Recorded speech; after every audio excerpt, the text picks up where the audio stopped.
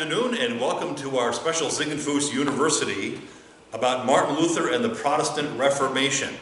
And we are doing this, Reformation Sunday was yesterday, and it's an important thing to do this, once a year, just sort of go over who Martin Luther is. Some of this material is going to be new to you, and some of it, will be old stuff, but it's okay to get it all in a row, because why? We learn by repetition. Always remember that.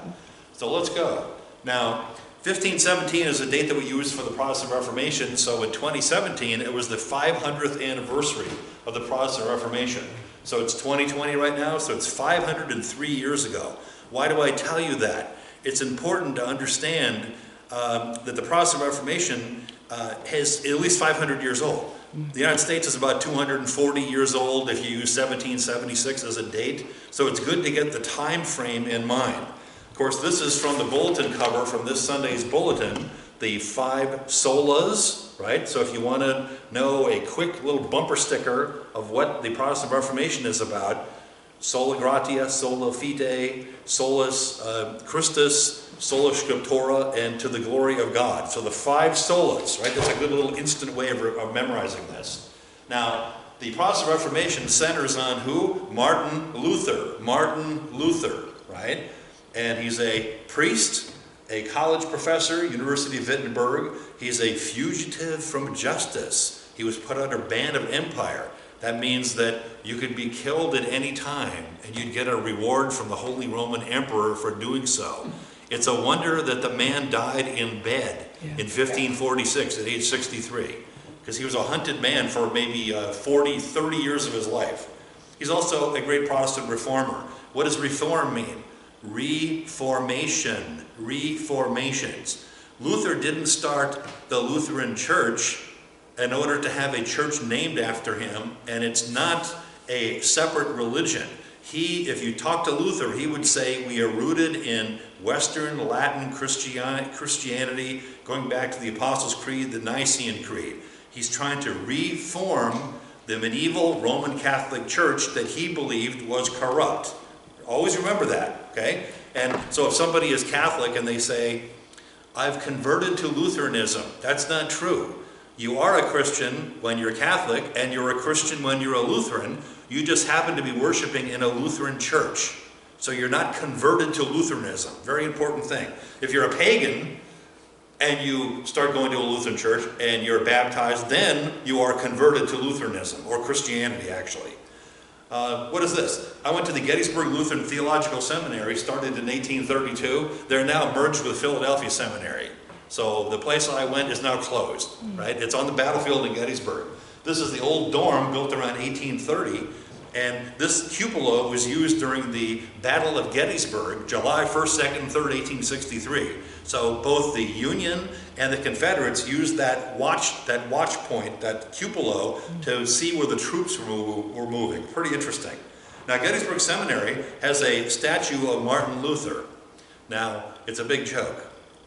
Martin Luther said what? Here I stand. So this is the only statue of Martin Luther sitting down. Maybe that's why the seminary is now closed. I have no idea, okay? And when I went to seminary, I graduated in 1992. This was my favorite professor, Dr. Eric Gritsch. He was a student of Dr. Roland Baton, who wrote a very famous book in 1957 called Here I Stand. I'll talk about that in a couple of minutes. So he studied with Roland Baton. And Gritsch, he grew up in Austria. It's a long story. He experienced World War II, and he was in the Hitler Youth when he was a little kid. And when the Battle of Berlin happened, he was a pack leader. He had about 30 kids under him, and they were like Cub Scouts, right? And the Soviet tanks are moving in for the kill, and Gritsch says, I release you from your vow. Because remember, when you become a Nazi, you take an absolute vow to Hitler. So half the kids ran away, including Gritsch. The other half stayed there, and they were all killed. Oh. And he ended up hiding out. The Russians were after him, and he has dark curly hair, so he told the Russians that he was a gypsy, and they let him live. But they would have killed him. He goes on to be a Lutheran pastor, and he comes to America, and he reads German. And he's written 17, 18 books about Martin Luther. He's a Protestant history theologian and scholar. And I took every class I could get. I took a class with him. So this is why, I'm a history major primarily. So I took a lot of church history classes with him. Here's one of his books. He wrote about Thomas Munzer. He led the Peasants' Revolt in 1525 that led to the deaths of 100,000 people. So the old East German government loves Thomas Munzer. For him, he's a proto-communist, a forerunner of the Bolshevik communist revolution. So today they would love him. He's an Antifa person. And what's his big thing? Kill all the priests, rape all the nuns, burn all the convents, kill all the aristocrats, and take all their stuff. So the idea of anarchism, destruction, burning, it goes way back. So this guy is a radical, left-wing Protestant reformer, right? And he thought that Luther was no good. Luther was like a moderate, gutless moderate, right? And Luther basically said, there's a correct way to do a revolution. If you're not happy with the government, you petition the prince or the king or the emperor. So you go to him because you're like a child and the emperor is like your father. You petition the father in love. You don't go and burn him down and kill the guy. Okay, so that's a difference. So Luther is a conservative reformer. He's not a left-wing radical reformer.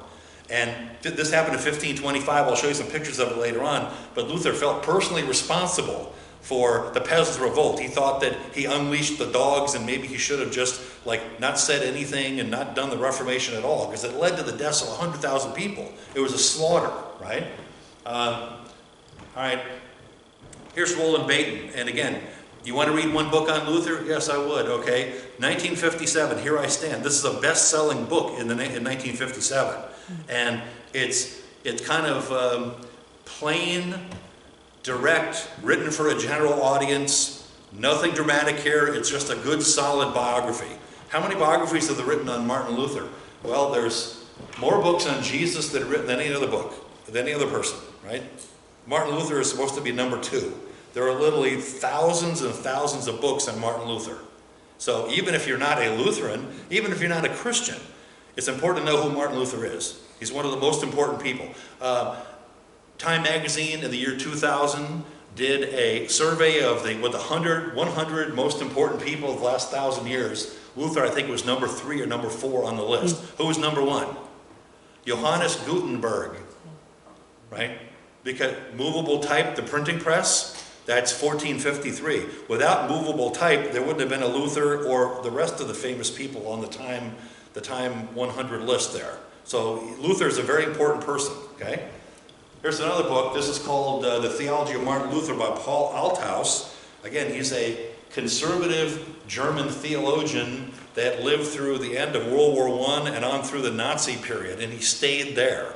So some people are critical that he didn't denounce Hitler, that he didn't take a stand. Well, again, if you were living in Nazi Germany, would you denounce Hitler? Probably not. You would have kept your mouth shut.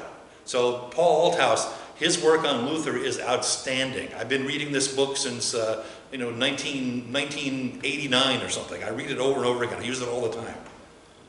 This is Dr. Timothy Wengert from the Philadelphia Seminary. I took a couple of courses with him when I worked on my Doctor of Ministry degree, and he is speaks fluent German, reads all the original documents. He wrote this very famous book called The Dictionary of Luther and the Lutheran Traditions. So Luther is a subject of all kinds of scholarship. Again, these are some other Luther books here, and the one I want to direct your attention to is this one. This is Eric Metaxas, Martin Luther. Read this book. Read this book. My daughter Haley, who's a very short person, she's only 5 feet tall, she's like a mini-human. She lives out in Vancouver, Washington. Her husband is a Seventh-day Adventist, so she wants to read about who is this Martin Luther anyway. So she read this book and she really loved it. It's so funny when, I know them as teenagers and children, and when they get to be like 35, all of a sudden they start reading serious books, and I can talk to them like an adult. It's a very shocking thing, actually. She takes a great interest in things like this, So anyway, you want to read this book, Eric Metaxas. Funny name. I guess his father was Greek and his mother was German. He went to Yale.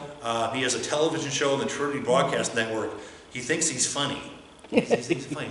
He's not funny. He's not funny at all. He thinks he's funny, right? He's always like telling you, and you're like, that's not even funny. Well, he thinks he's funny, though. Okay, so Eric Metaxas. He also wrote a book on Dietrich Bonhoeffer. Outstanding book. Outstanding book. Read both of these books, right? He did the Bonhoeffer book first, so read that one. What is this? The Latin saying, ad fontes.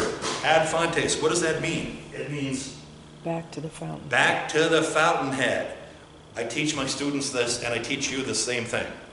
Ready? Don't believe me. Don't believe the Pope. Don't believe the New York Times. Don't believe anybody. Don't believe the model builders. Don't believe any professor. Don't believe any expert. What do? Look it up yourself, right? You can read, you can write, you have Google, you have a library, go and look it up yourself. Ad fontes means primary source documents. Primary source. That means don't go through the middleman. There's no spinning, so if I say something that's not right, something a little wacky in a sermon, what do? You say, wait a minute, I learned somewhere that Lutherans believe in sola scriptura, scripture alone. So you look it up in the Bible and you come to me and you say, I've been reading the Bible and I'm really wondering, you said that Mrs. Isaacs is the fourth member of the Holy Trinity. I somehow have problems with that. And I would say, where did you hear that from? Well, you said it in the sermon last week. I did? I must have been hungover or something. I don't get drugs or something. I have no idea why I said this, right? Gracious. So it'll at least give me a chance to amend the thing that I said, or maybe you misunderstood it. But if you look it up for yourself, remember, in the Lutheran Church, especially our particular Evangelical Lutheran Conference of Ministerium, we believe in congregational polity. That means if the church goes off the rails, whose fault is it? It's your fault, the members of the church. Pastors come and go. Denominations come and go. But you have a responsibility to make sure, if you get a minister that's up here saying things like, Jesus didn't rise from the dead on Easter Sunday, it was only a rumor or a legend. It's a myth. Would that ever happen? Yeah, it happened at First Lutheran in Poughkeepsie about 20 years ago. What do? Get up and leave. Right? It's your responsibility, because we believe in the priesthood of all believers and we believe in congregational polity. Very important, right? And a lot of people have done this. They've left their denominations because it's been politicized, the ministers are wackanuts, they're crazy people. Just get up and leave. Don't give them money, right? So anyway, ad fontes, very important thing. So if you apply this to Martin Luther, what do? You read this. Right? The basic theological writings of Martin Luther, or here, this is called, Dr. Timothy Lull. Unfortunately, he died, I don't know, maybe 10 or 12 years ago, but he was also from Philadelphia Seminary, expert Luther scholar. Outstanding. Why do you want to read the primary sources of Martin Luther? The guy is kind of like President Trump. President Trump does these tweets, like at 3 o'clock in the morning. The guy never sleeps, he sends tweets, right? That's what Luther is like, okay? John Calvin, the second generation reformer, is a careful, methodical thinker who spends years with a candle in his room, all by himself, writing and working and every word. Luther is a bomb-throwing pamphleteer. He hears rumors. Some heretics, down in Bamberg or something, are converting people away from Christianity. So he writes an angry, nasty pamphlet. These are very entertaining, okay? Remember, the printing press is just coming out, so the printers love content, because they're not writers. They're always looking for content, and Luther will give it to them. And he's a best-selling pamphleteer, bomb-throwing guy. He's out of control, right? And his writing is extremely entertaining. And his sermons are the same way. He preaches in German, the vernacular. What does that mean? Instead of preaching in Latin over the heads of all the peasants, he will stand up and he'll do a sermon and he'll say something like this. You ignorant, stupid peasants. You live like a bunch of pigs. Are you wild animals? You're Christians. You need to change your life. So he would talk to them like this, right? So his preaching is really earthy and down. He's connected with the people, right? So very, very important. This is called the Weimar edition of the works of Martin Luther. He's one of the most prolific authors in Western civilization. The guy wrote and wrote. He wrote all kinds of stuff. I took this picture in Wurtemberg, Germany, actually. So this is it's in German, of course. Here's another, the Weimar edition. This is the American edition, and I have something like 56 volumes. I'm missing like 3 or 4 of them because they've published these in the last several years. I have to buy these at some point and keep them on my shelf. So I always I always look things up to see what he actually said. Fascinating guy, very entertaining reader. Another primary sources. These are more Luther sources here. More Luther sources. Table talk. All right, let me talk about this for a minute. Martin Luther had a big kitchen table, and his wife Catherine von Bora kept the doors open, and college students, university students, theologians, other ministers, politicians would ramble into his house because he's a celebrity and sit down, and she'd have to feed these people. So around the table there might be 15 or 20 people every night for supper. So he would comment on current events, kind of like watching a talk show or something. He would comment about theological, people would ask him questions and he would answer the question. And some of the questions are a little earthy because there's beer involved. He had a beer stein with 3 rings. He said, it's the Father, Son, and Holy Spirit. I could drink it by the Trinity, in other words, you know. So he would speak this stuff. Well, after he died, a couple of students who remembered going to his house, they took notes and they published Luther's Table Talk. And they're hilarious. They're a little bit edgy, a little bit bawdy, but they're very entertaining. It's like Luther sitting around the table, eating and talking to his friends and his students. Very entertaining guy. Okay, Martin Luther. Reformation 500 years later, again. Okay, this is the classic movie that, if you're in the Missouri Synod, I was confirmed in the Missouri Synod, they make you watch this black and white movie. Right? Did you see this movie from the 1950s? I was confirmed Missouri Synod. You know what it is? Did you watch this movie? I think I may have. Yeah, yes. This guy plays Martin Luther, and he does the Here I Stand speech, and it's black and white, and the tape's going like this, and he stands up in front, and he's like, here I stand, like veins are popping out, sweat coming off his forehead, and everything, teeth are gritting together. Missouri Synod people love this stuff, right? So it's a dreadful movie. It's like a low-budget 1950s movie, but you're forced to watch it. Yeah. And if you survive it, then you can be confirmed. There you go. So here's another movie. Questioned about it first. That's right. They question you. Yes. Did you see the veins pop out in the sweat? That's the true Christian religion. You can probably watch it on YouTube, you know. This is a very famous Lutheran movie that's outstanding, and mostly it talks about the beginning of his career, and it stops somewhere around the Peasants' War of 1525. Outstanding movie, and it was like a moderate hit when it came out like 10 years ago. So you might want to watch. We can actually watch it here sometime. Is that the one we saw up in Albany? We took kids up there. I think yes. This one here. Yep, and it's a good movie. Yeah, you know? It was good.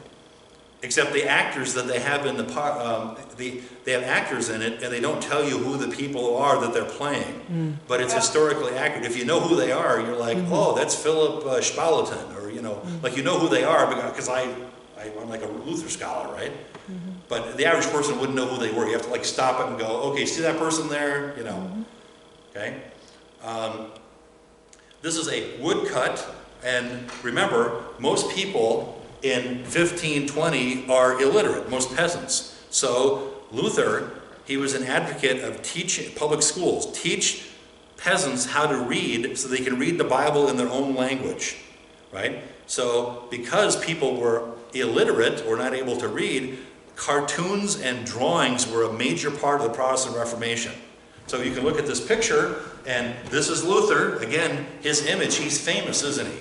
And what's up here in the corner? The Luther Rose. Okay, we talked about that in the sermon on Sunday. And who is this? Christ on the cross. So remember, he preaches Christ crucified. Extremely important. Okay, and that's Luther. And what's his dates again? 1483 to 1546. He lived to be 63 years old, which actually, for that day and age, it's fairly old, right? Remember, there's plagues and no antibiotics, and I mean all kinds of stuff that could kill you. So he lived a fairly long time. All right, now why do you want to remember Martin Luther? What's the big deal about him, right? Well, first of all, we have to start with the basics. This is Martin Luther King Jr. Again, I joked about this on Sunday, but it's the truth.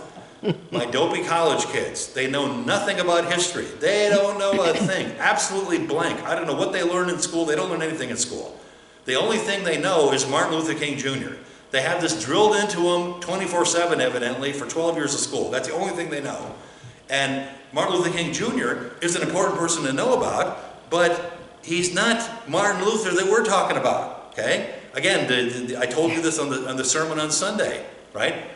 I get to know this person for a long time, and they finally work up the courage to ask me, and they go, "Can I ask you a question?" "Sure." And they say, "Do you have a lot of black people in your church?" And I said, "Well, I wish we did. Why do you ask me that?" "Well, didn't Martin Luther King Jr. found your church?" Kill me now. I can't take it, right? But this is the kind of stuff that people think, that a Lutheran church means Martin Luther King Jr. founded it, and, no, that's not true. Martin Luther King Jr. is a progressive Baptist, right? He's not a Lutheran. And his father actually changed Martin Luther King Jr.'s name. His real name is Michael King. So Martin Luther King Sr. adopted the name Martin Luther because of our Martin Luther. Martin Luther, Protestant reformer, he turned the world upside down. So Martin Luther King Sr. and Martin Luther King Jr., the name, they chose the name Martin Luther. Very important thing, okay? So here's Martin Luther King Jr. Again, it's important to study him, right? I'm not saying don't study him, it's important to know about him, but know that his name comes from Martin Luther. So how do you tell the difference? Our Martin Luther is a fat white guy, right, that lived 500 years ago. This is the African-American civil rights leader from, Mississippi or Alabama, right, Montgomery, right? He's different than our Martin Luther, who's in Wittenberg, Germany, 500 years apart. Again, without doing a 3-hour church history course, right, the Islamic Empire, or the Roman Empire, broke 3 ways. In the West, it's Latin Roman Catholicism. The East is Eastern Orthodox Christianity. And in the South, Africa, Islam, okay? So Western Latin Christianity is what we're talking about. So the Protestant Reformation is a division that takes place within Western Roman Catholic, the Roman Catholic part of the Roman Empire. And there are different denominations. Someday I'll have to do a class. There's several hundred different Protestant denominations, right? And so my friend Don Feder, he's a Jewish guy, God bless him, I love him, I've known him for like 30 years. He thinks I'm a Catholic priest. He's Jewish, he doesn't understand. He doesn't understand. No, there's a difference between a Lutheran or a Methodist he thinks that all non-Jews are Catholic. He can't quite get that through to him, and he's a smart guy. He can't. It's hard for him to get. So there are different Protestant denominations you have to know about, and at the root of it all is Lutheranism. Okay. Middle Ages, again, don't make me do a 3-hour lecture on the Middle Ages. I have an interesting lecture on the Crusades I'll do sometime in a couple of weeks. Come back for more information on that one. Again, Martin Luther. Okay, when did Martin Luther live? 1443 to 1546. What happened in 1492? Christopher Columbus. So Luther is alive when Christopher Columbus takes his voyage to discover the New World. Remember, Columbus thought he found the outer islands of China, okay? And somebody asked Luther about this, right? And he says, well, what do you think about this Columbus, finding the New World or whatever? And Luther says, well, as long as there's one geographer who says the world is flat, the earth is flat, I believe that one geographer. So in other words, he was like mocking or making fun of Columbus discovering new continents out there. Because again, who is Luther? He's a man of the Middle Ages, 1 foot, and on the other side it's the modern world. So he's like a bridge person. So he was still dealing with the information of a new world has been discovered. But he was skeptical about the whole thing, right? Mostly he was worried about issues in Germany. The printing press, 1446, again, the reason that they didn't kill Luther is because of the printing press, right? He had so much popular support. Is a free press sort of an important thing? Yeah. If you have one party controlling the media, then they can make up whatever stories they want, and there's no way of you checking or confirming it. So a free press is essential. You have to have a free press, right? Well, Luther used the press to propagate his unpopular ideas, which is to reform the medieval Roman Catholic Church. So in European history, Leipzig, Germany has a big book festival every year. They've done this for like 500 years. Northern Germany is a place where you have printing presses and they publish books. Southern Germany, where the Catholic Church runs the show, they have the Index of Forbidden Books. What does that mean? During the Inquisition, they came up with a list of books you're not allowed to read. Not allowed to read those books. I don't know about you, but if somebody tells me I'm not allowed to read the book, I want to read the book. Right. So the Catholic Church tried to control the printing press and censor the books. In Northern Europe, they published the books, and people study the books and read the books. So in Scandinavian countries and German countries, we do the book thing up there. Very important distinction there. So Luther used the new media. Today, he would have his own website, and he'd be using Twitter, right? He's using the new technology. Renaissance thinkers, all right, we don't have time to do this. Right, what did people believe in the 16th century? The peasants tend to be very superstitious. They believe in witches and the ghosts and all kinds of stuff, you know. My friend Dave Barkstead, he believes in all this stuff right now, and it is 2020, that's the thing. I'm always telling him and Eileen, no, we don't believe in ghosts. I live in the middle of 1,000 dead people. I sleep fine at night. You know, I love my neighbors out here. We don't believe in ghosts.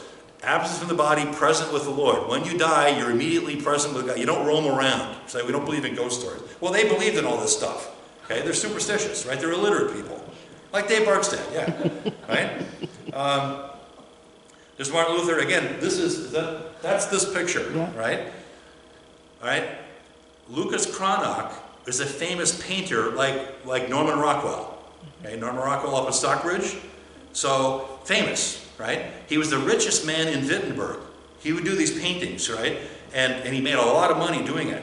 And he's a Renaissance painter. That means he paints what he sees. He doesn't do an idealized image of the way we wish Luther looked. No, he paints Luther like this. He has a fur coat on, right? Why? Because they don't have indoor heat like we do, right? You think you're cold here?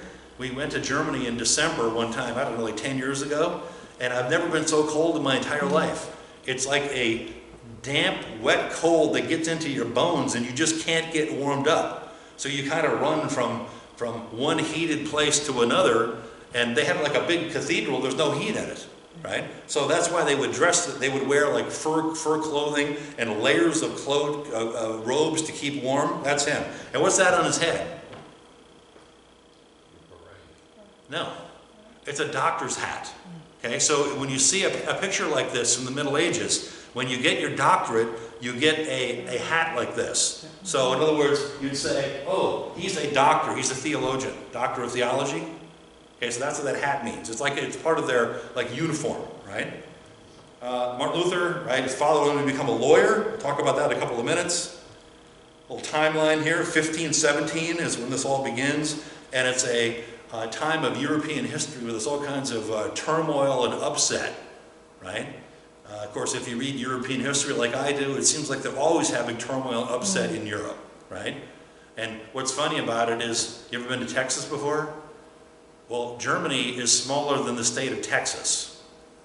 And you're like, you people have caused all this trouble, and you're the size of Texas? I mean, it makes me crazy when you think about it, right? World War I, World War II. Okay, so again, this shows Luther on a time span, some of the different things that he did. We'll talk about this as we go along. He lived in Wittenberg, Germany for most of his life. He was appointed a university professor there. And why is that important? That's in the old East Germany. Again, when we went there like 10 or 15 years ago, mostly they're communists who live there, and they're all atheists. Maybe there's like 10 Lutherans in the entire city of Wittenberg. Most people have no religion at all. 75 years of communism. So it's kind of sad that the center of Lutheranism has very few Lutherans. Mostly they're like atheist communist people, right? And East Germany, the communists, the Soviets, they didn't put any money into the country. They took all the resources out of the country. So from 1945 until 1989, it's kind of like an occupied place. The buildings aren't painted. There aren't flowers around. It's like a gray, dingy place that hasn't changed since like the mid-1930s. It's amazing. There's still bomb damage from World War II. The communists never cleaned it up. They just left it there. So it's an amazing place to see. And the town is basically, it's actually a city like Kingston, and it's all geared up for the tourist industry, and they make a lot about Luther. Of course, they don't go to church, but they make a lot about him because Lutherans come from all over the world. They want to see Luther's house, and they want to see Wittenberg. They want to walk around and spend money. But you're in a country that used to be a communist country, and they're still recovering. It'll probably take them 100 years to recover from it. Right? I haven't been there. I'd like to go back there again to see if they made any improvement, but mostly the West Germans don't really like the East Germans because, they think that they're like lazy, and they're used to being paid by the government and, that kind of stuff. So it's a very interesting place. Again, here's Wittenberg by Lucas Cranach. Again, this is toward the end of his life. He had intestinal problems his entire life. From being an Augustinian hermit monk, his intestines were destroyed. So he suffered from diarrhea and constipation and hemorrhoids and all kinds of stuff. He was always in pain, like maybe the last 20 or 30 years of his life. And he bulked up toward the end of his life. This is Johann Wolfgang von Goethe, right? They've done IQ tests, right? Psychologists have estimated IQs of people.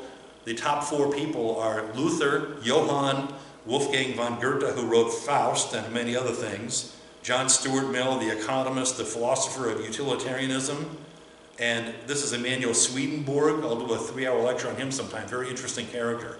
So Luther is among the intellectual elite of Europe at the time. All right, who are the cast of characters involved here? Well, we've got Martin Luther, the Emperor Charles V, Holy Roman Emperor, Elector Frederick the Wise of Saxony, Pope Leo X, and then Luther's parents, right? Hans and Margarita Luther, and then Catherine von Bora, his wife. So here we go. October 31st, 1517, 503 years ago, is the Protestant Reformation. So October 31st, 1517. Now, why do we use October 31st? I explained this in the sermon very briefly on Sunday. November 1st is All Saints' Day. What is that? A holy day of obligation. What does that mean? You're required, if you live in Western Europe, what religion are people in Western Europe? Everybody is Roman Catholic. What do you call people who aren't Roman Catholic? In big trouble, like the Jews. Okay, so everybody's Roman Catholic. It's a holy day of obligation. The whole town shuts down, everybody goes to Mass that day. In Wittenberg, Germany, the University of Wittenberg, Luther is an Augustinian hermit monk. He lives in a monastery, he's an Old Testament professor, he teaches. And he knows that on November 1st, it's a holy day of obligation. All the students, all the people in town, all the shopkeepers, everybody, all the other professors are going to have to go to Mass that day. So he writes his 95 theses and posts it on the door of the church. It's like the community bulletin board. Now, All Saints' Day for us, we don't really do All Saints' Day. In Mexico, it's a huge thing. It's called the Day of the Dead, kind of a neat thing. You take a picnic lunch and you sleep overnight, like you have like a picnic on top of the grave of your ancestors, your relatives, and you light candles and kind of think about them and so on. What a great thing. Right? What do? We go door to door and get like apples with razor blades in them or Hershey bars thrown in there, and that's a great thing. Maybe a penny or something. You used to get pennies when I was a kid, right? So we kind of missed the whole point of Halloween, okay? All Hallows Eve, are you supposed to get ready for All Saints' Day? So, holy day of obligation. So Martin Luther, he's a priest. So what does that mean? He cares about the people in the town. He cares about the church. Very, very important thing. And he sees problems in the medieval Roman Catholic Church. And he wants to fix the problems in the medieval Roman Catholic Church. Okay? Sola fide, faith alone. What's the problem? In the medieval Roman Catholic Church, it's an equation. Faith plus works equals salvation. I should write this up on a board. The problem is, if you have faith, everybody believes in Jesus in the Middle Ages, plus works, that's how you're saved. How do you know how many works you need, the variable in the equation, in order to get to salvation? How do you know? It's a question mark, isn't it? You don't know how many works you have to do. crawling on your knees from here to Rome as a pilgrimage, is that enough work? Giving away your income to the poor, is that enough work? Or should you have done more? See how that works? So if works is part of the formula for salvation, you're in big trouble. Okay? So that's why it's faith alone. Faith in Christ is the root. The fruit is good works. Because Christ died for you, therefore you do the right thing, which is Christian living and good works. It's not the other way around. It isn't like, I'm a good person, I go to heaven. You're not saved by works, you're saved by faith. Okay, so that's a very important breakthrough. Go ahead. And what's the verse in Romans that Luther found, and it was such a great revelation to him about this? He read all of Paul. You're saved by grace through faith in Christ, not by works of the law. And the Paul's writings are neglected at this time, and instead they like Peter, supposedly the first pope and the Vatican and all that sort of thing. So they emphasize the Peter line, and they kind of suppress the Paul line. So Protestants, Lutherans, our church is called St. Paul's because we tend to read the epistles of Paul and lift them up. We try to use Paul, right? So he kind of like made Paul popular again, right? Here's Luther as a monk, and I love this. You can see like the little whiskers on his face and so on, and he's dressed in his Augustinian hermit robes. As a young man, he was educated by a school called the Brethren of the Common Life. And he went to Wittenberg University, which is like the Harvard, Princeton, Yale of the day. Big money to go there. His father sent him there. Why? They don't have Social Security or pension programs. So you have a bunch of kids, you pick the one that you think has the most income potential, and you send them to a good school, and when they get old, they can take care of you.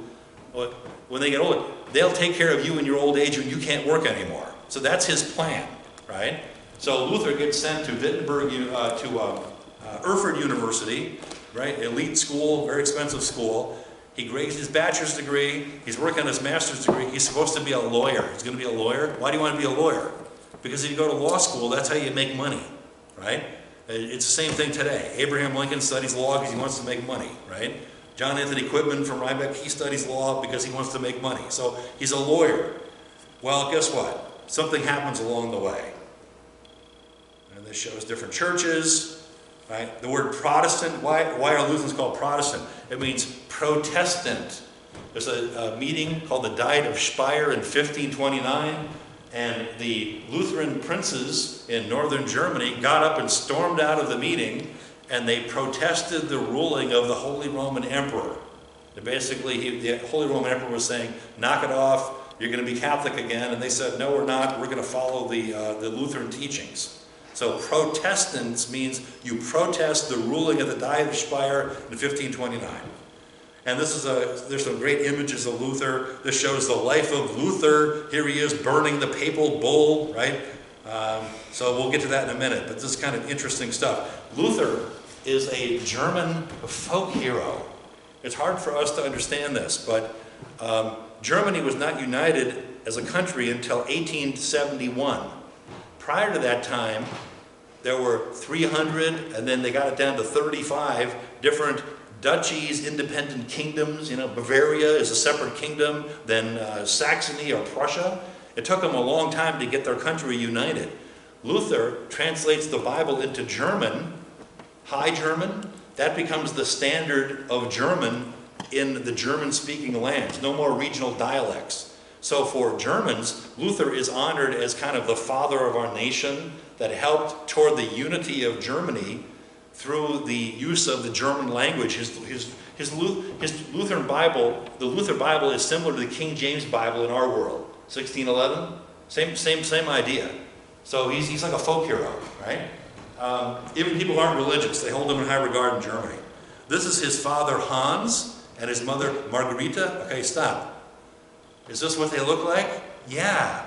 This is Lucas Cranach, the friend of Luther, the painter who lives right down the road in Wittenberg, and he's a Renaissance painter. He paints people the way they look.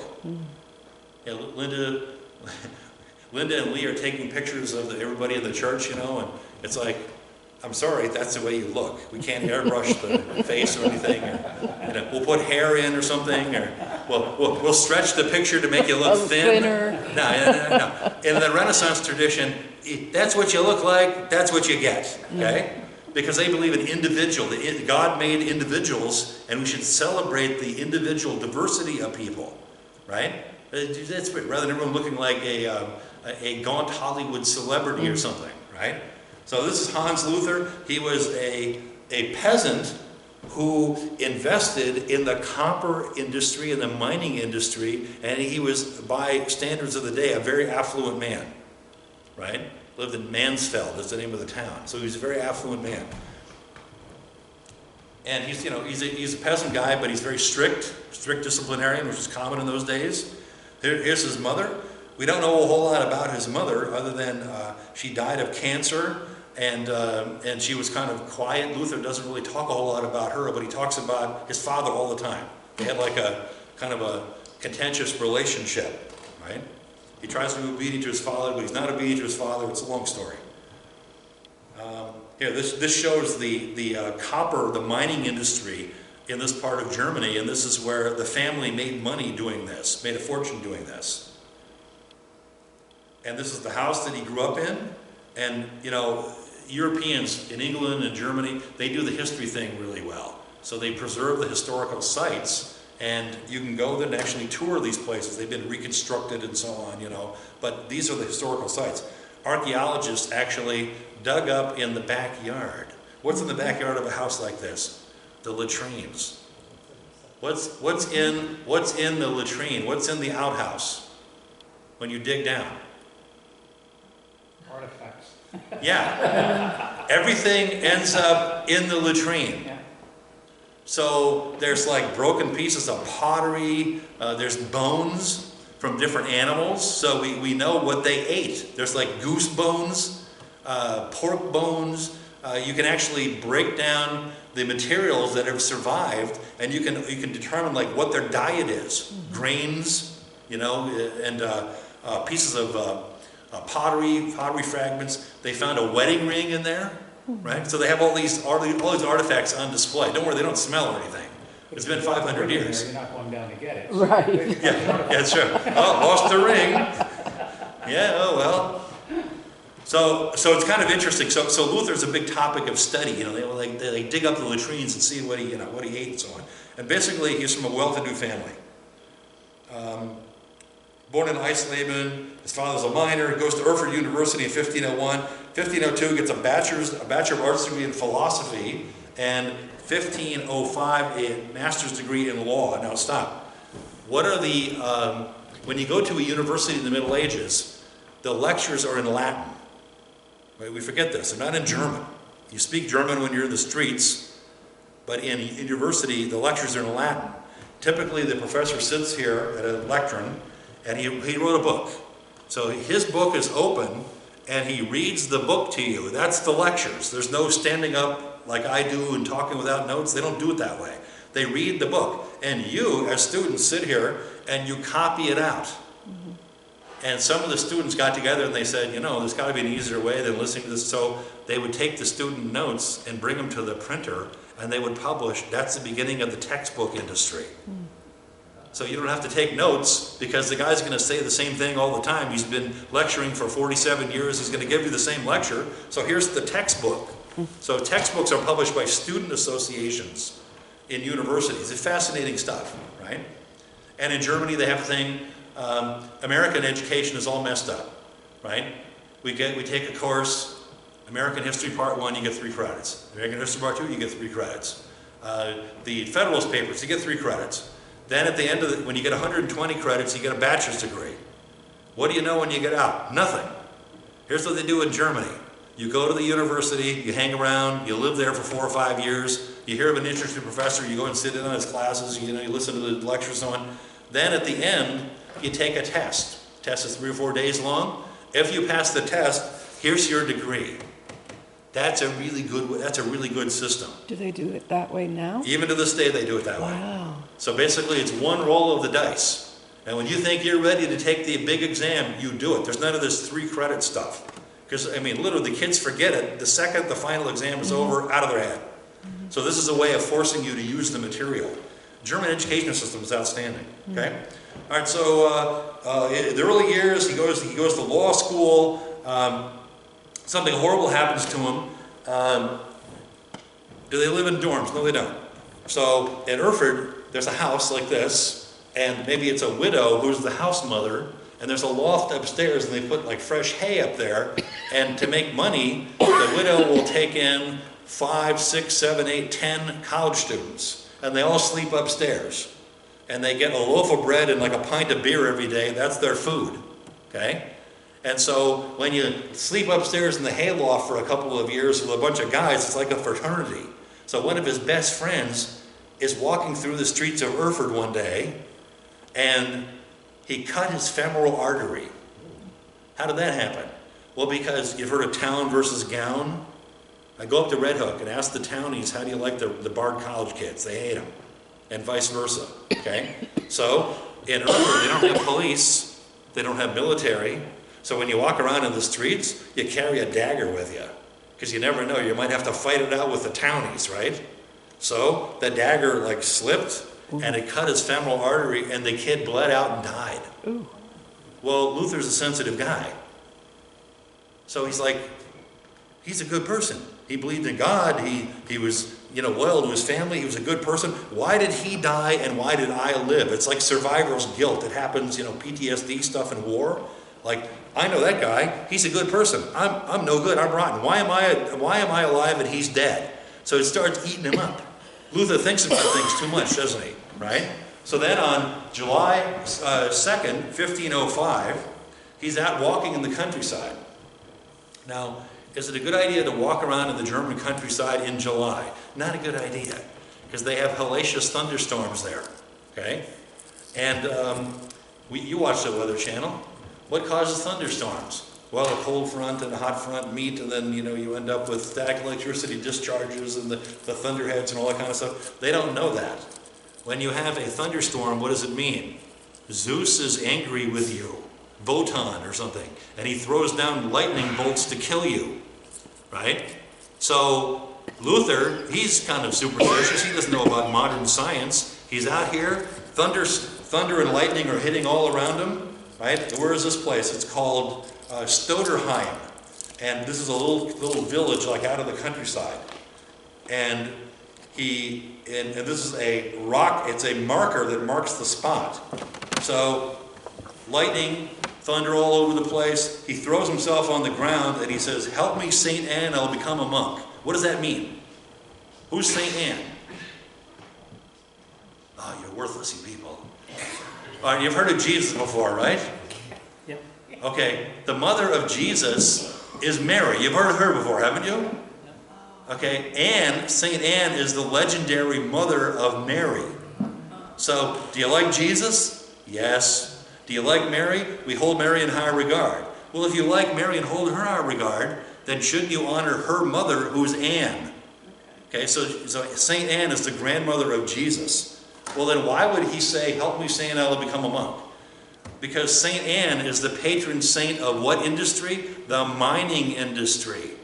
So he's calling on the family saint to save him. I think that's fascinating. Okay, "Help me, St. Anne, I'll become a monk." And of course, they have a marker here along the side of the road, sort of like we have, and this is the saying here in German, it's "Help me, St. Anne, I'll become a monk." Of course, this is like legendary, right? So he takes a vow. Here's St. Anne. Right, St. Anne, I'll become a monk. Now, most people, well, if you make a vow like this, you're driving down the street, you hit a patch of ice, the car flips around this way, and you say, "Help me, St. Anne, I'll give up whatever." And what happens after the car comes safely to rest? You forget about it. The second it happened, right? I know you, worthless heathens, right? Well, does Luther do that? No. Because when he says something, he does it. It's a German thing. So he survives this horrible experience. He thinks he's going to die. Remember, his friend died a couple weeks before, right? So what does he do? He says, "Help me, St. Anne, I'll become a monk." Now, what does that mean? So 2 weeks later, he shows up at the door of the Augustinian Hermit Monastery in Erfurt, Germany. And he becomes a monk. What does that mean?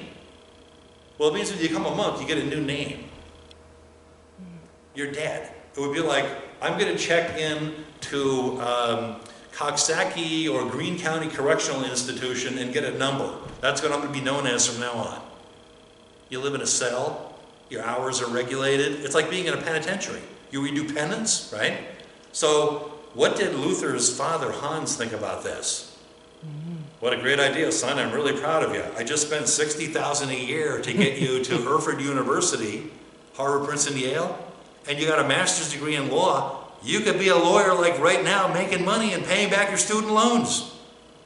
But instead, you do the wacky religion thing. That's sort of like, I was going through the airport, Dad, and I ran into some Moonies, and I'll become a unificationist. Well, are you kidding me? Hans was livid, right? And they literally didn't speak for a couple of years. And finally, they reconciled eventually, but I mean, imagine this, right? Augustinian Hermit Monastery, it was founded by, the Augustinian movement is founded by Saint Augustine, Bishop of Hippo.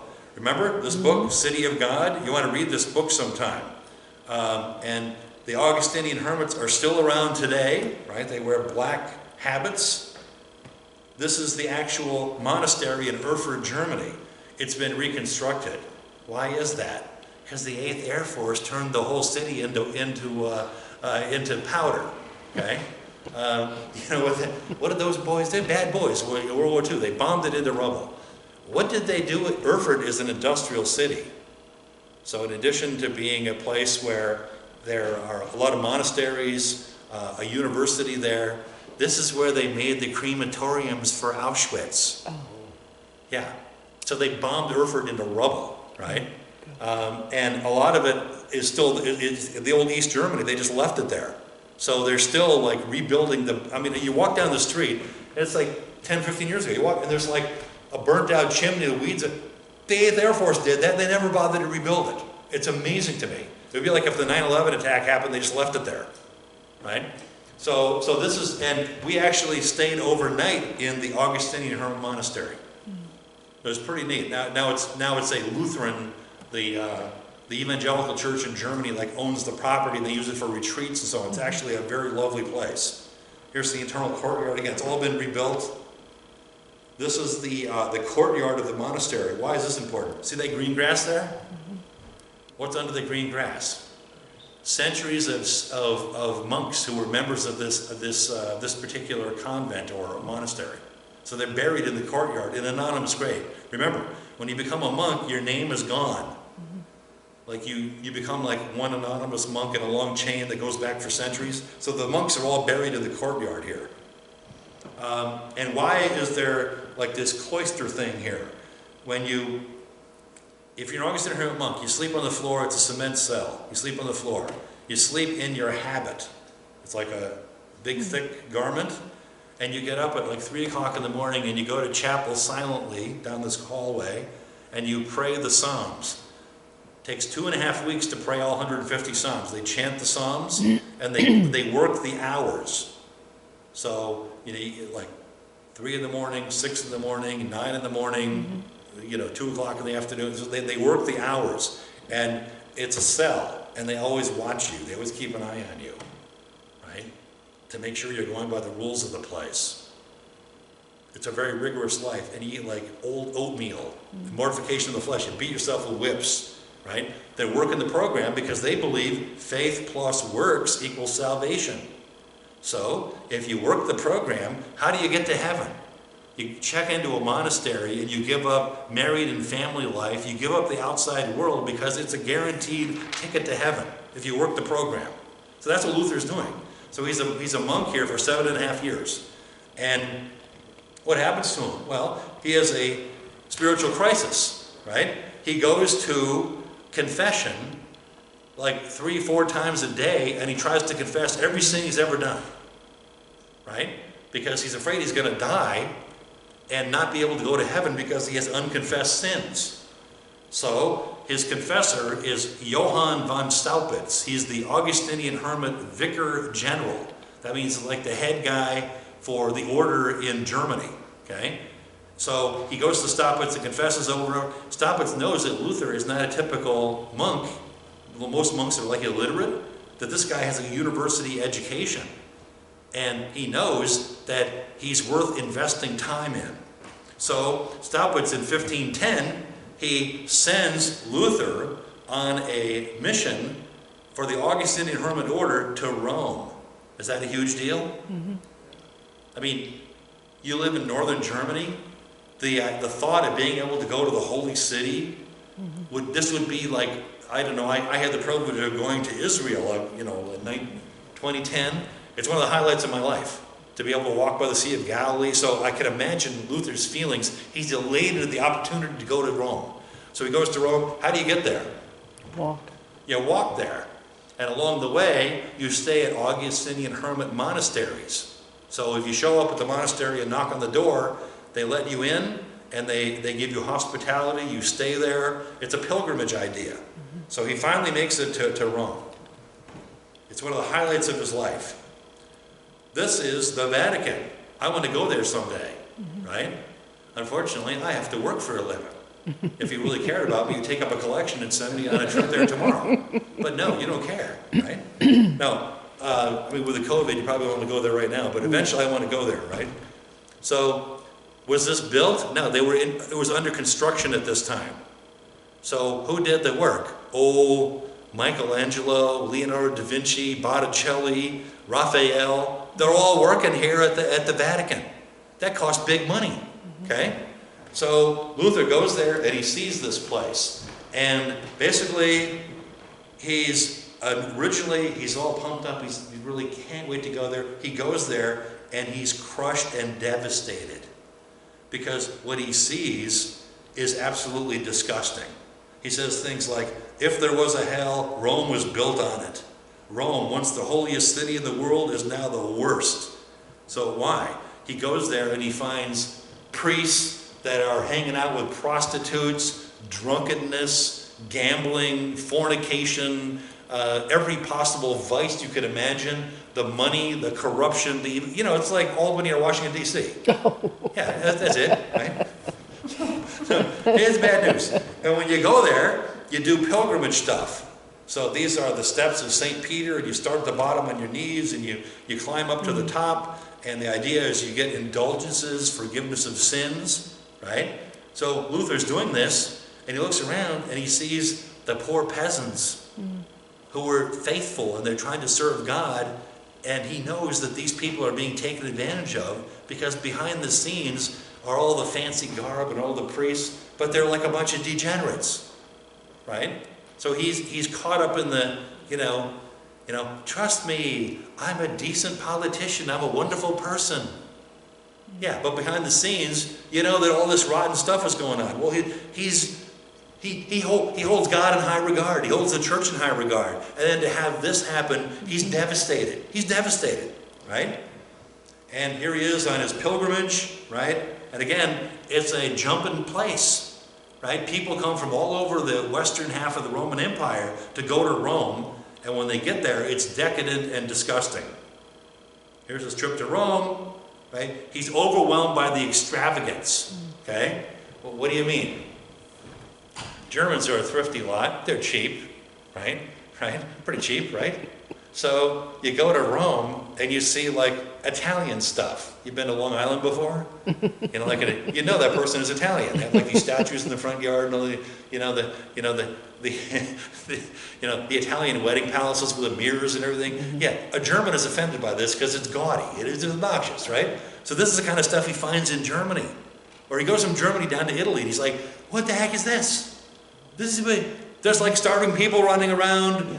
And then you people have the nerve to come from Italy up to Germany and go, we need your money to help Christ. We need your money. Well, you're using the money to make like a Renaissance pleasure palace. It made him crazy, okay? So again, how do you study European history? It's a quick rule of thumb. The Alps, you heard of the Alps before? South of the Alps is what? No, you go south in Italy, they drink wine and they cook with olive oil. North of the Alps, it's butter and beer. So that's a good way of knowing the difference between, it's a culture clash. Germans don't live like Italians, right? And the Italians have the nerve to come to Germany and ask the Germans for money. It made him crazy. This is why German nationalists like Luther, okay? Right, this is Wittenberg, right? If you go to Germany, they have this thing about doing these drawings of the town that you happen to live in. You know, usually they have it hanging up in their house or something. So this is Wittenberg from around 1500. This is what it looks like today, right? Downtown Wittenberg. Pretty interesting place. And you kind of walk around. They try to keep the medieval charm of Germany alive, you know. This is here's a statue of Luther and Melanchthon, Philip Melanchthon. They're here in the town square. This is called the Rathaus. That's the town hall. And these are what the streets look like. It's quaint and charming. You kind of walk along there, you know, pretty neat. This is Wittenberg University. It's called Lucaria. That means the White Mountain in Greek. So the university was closed by Napoleon, and now it's part of Halle University, which is, I don't know, about 20 miles away. So this is the St. Mary's Church. All right, medieval Roman Catholic Church. Why do I put this in big print? To make it easy to read. Because remember, Luther is not trying to change the Catholic Church. So the Catholic Church of today is different than the way it was 500 years ago.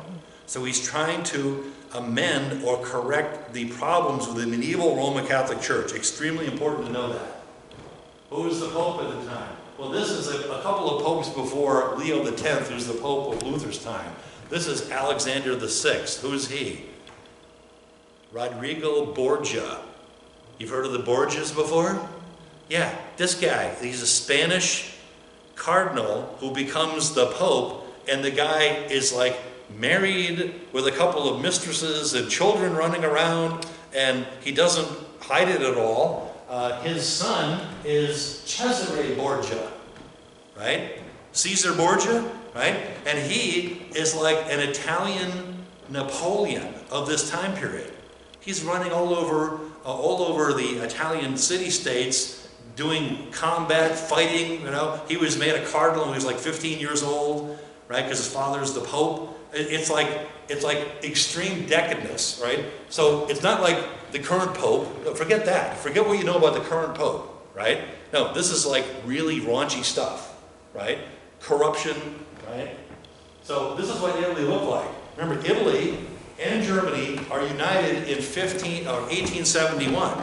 So there's no such thing as Italy back when Luther was around. So these are the different Italian city-states. And basically they're at war with each other all the time, perpetual warfare. And Cesare Borgia is right in the middle of it all. And so then this Pope is Leo X.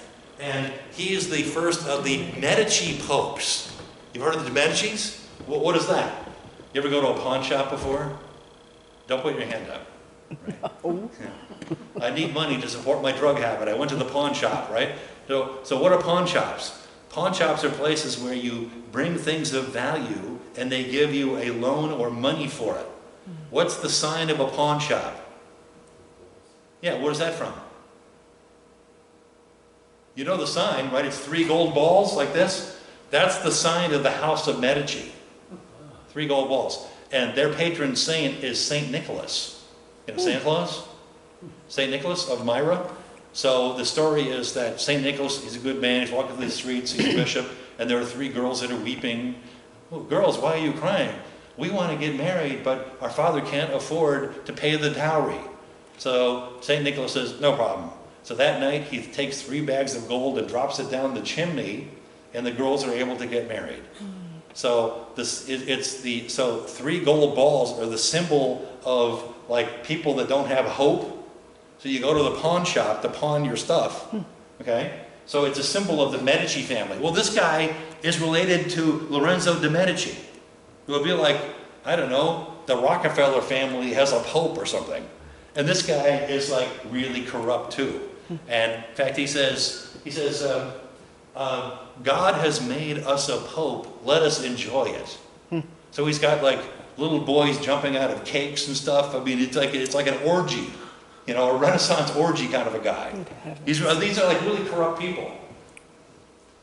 All right, so, all right, what's this? Are we out of time here? Yeah, I don't know. Do you want me to keep going for a little bit? All right, let me explain this very quickly, and then we'll have to do part 2 on this next week.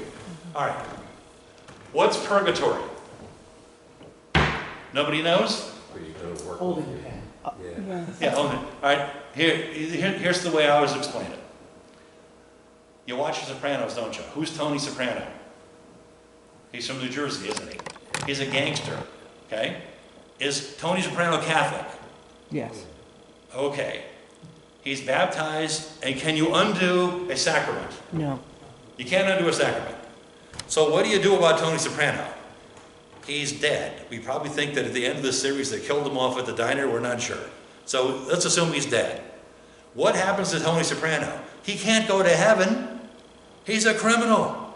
So he goes to purgatory. Because remember, you can't undo a sacrament. So once you're baptized, that's it. You can't change that.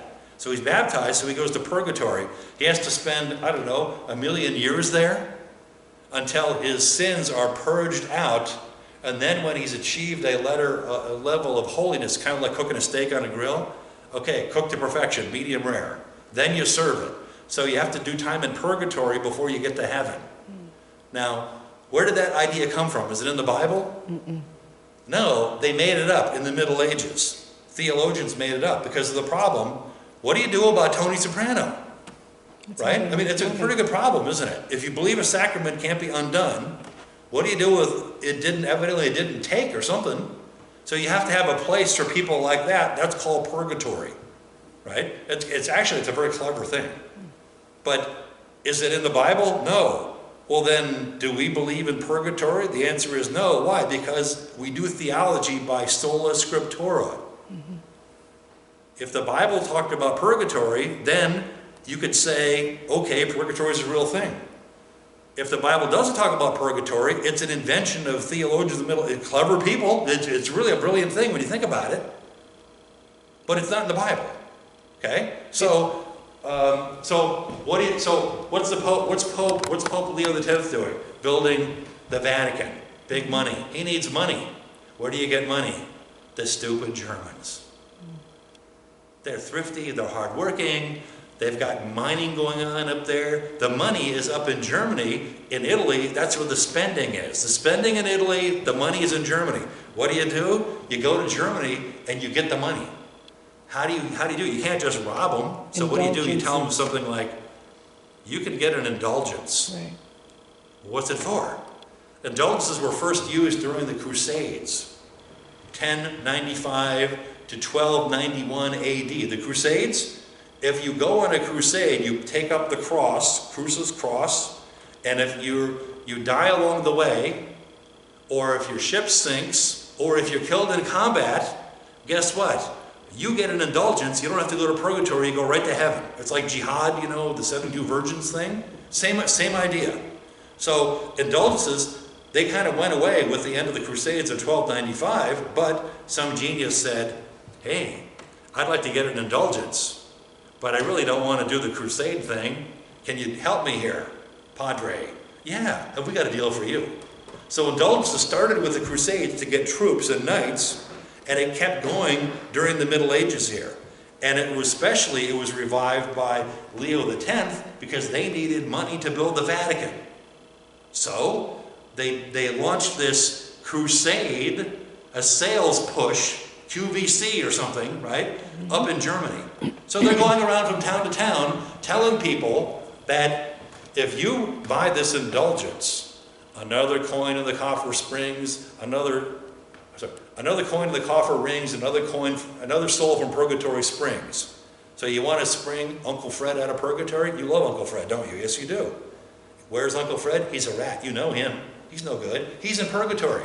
You want him to suffer in purgatory? No. For a contribution, you can get an indulgence with Uncle Fred's name hand engraved by calligraphers. sealed and everything. It's a very impressive looking document. So, and the money was used to support the Vatican. What was Luther's complaint? He says, look, Padre, the Pope, Papa, you're the father, we're the children. If you really love the children, why are you charging them to get out of purgatory? If you have the treasury of merits, it's called, you should be able to just wave your hand and go, as the Pope, I forgive all sins and you're all out of purgatory. If you have the power to do that, why don't you do it because you're supposed to love the children? You're not supposed to say, okay, kids, pay me. That's sick and twisted. That's like dysfunctional family stuff, okay? So Luther objects to the sales of indulgences in German territory. Germans can't stand the thought that the money raised from Germany is going to support, again, a Renaissance pleasure palace in Rome.